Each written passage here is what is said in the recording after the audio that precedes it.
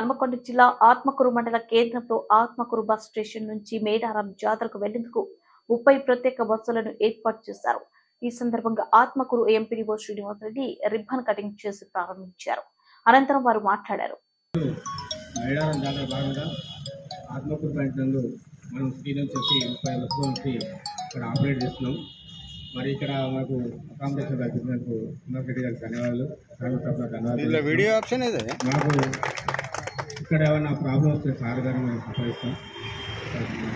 అన్నతా బాగుపడకుండా సాయం చేస్తామని ఆశిస్తున్నాం. ఇంకా పోతే మనం కూడా మరి అంటే ఒక క్రమశిస్తుని డ్యూటీలు చేసి ఈ ఆత్మకూరు మండలానికి మంచి పేరు తెస్తారని ఆశిస్తూ ఇప్పుడు సార్ గారు మన క్యాంపును ప్రారంభిస్తారని కోరుతున్నాం.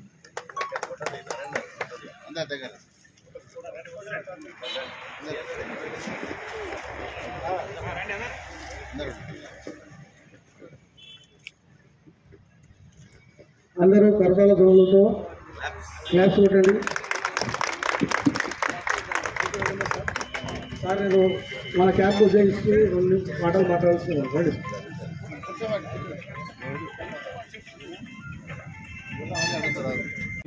ఆ మహిళలతోటి మీరు పర్ఫెక్ట్ సఖ్యతగా వెలిగి ఇంతకితం సారి చెప్పినటువంటి అంశాలు పాటిస్తూ మరి ప్రభుత్వానికి కానీ మరి ప్రజల నుంచి మనం సేవ చేసే డిపార్ట్మెంట్లో ఉన్నాం కాబట్టి మంచి పేరు తేవాలని, అలాగే ఆత్మకూరు పాయింట్ నుంచి గత సంవత్సరం లాగా కాకుండా ఈ సంవత్సరం చాలామంది పెరిగే అవకాశం ఉంది.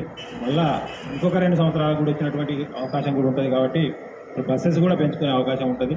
ఎందుకంటే మనం ఫెసిలిటీస్ ఆ విధంగా కల్పిస్తుంది కాబట్టి ప్రభుత్వం జాతర ఫ్లోటింగ్ ఎక్కువ ఉంటుంది. స్టేయింగ్ చేయకుండా కూడా ఫ్లోటింగ్ తోటి ప్రజలు పోయే అవకాశం ఉన్నది కాబట్టి మరి కనీసం మినిమం మానవుని యొక్క సగటు జీవి యొక్క ఆర్టీసీ చక్రం వాళ్ళ జీవిత చక్రం కాబట్టి దీన్ని వినియోగించుకునే వాళ్ళే పబ్లిక్ ఎక్కువ ఉంటారు, 70 to 80%.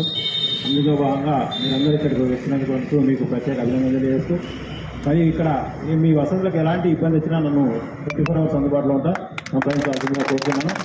మనకు మండలంలో మినీ మేడారం లాగా ఉన్నటువంటి అగ్రపాటి జాతరలో నేను ఓవరాల్ సూపర్వైజర్ కాబట్టి నేను అక్కడనే అందుబాటులో ఉంటాను. ఈ 1 week కూడా ఇక్కడి నుంచి ఆపరేట్ చేసుకుంటాను కాబట్టి మీరు ఏ టైం అయినా కాల్ చేయొచ్చు. ఒకవేళ నేను నా కాల్ లిఫ్ట్ చేయకుండా కూడా మళ్ళీ కాల్ బ్యాక్ చేస్తాను. కాల్ అనేది ఒక మిత్రుడు చేశాడు, 2 నంబర్లతో చేశాడు, 2 నంబర్లకు కూడా మళ్ళీ నేను అటెండ్ అయ్యాను కాబట్టి అలాంటి అవకాశం ఉండదు. ఏ టైం అయినా మీరు సంప్రదించవచ్చు. Thank you.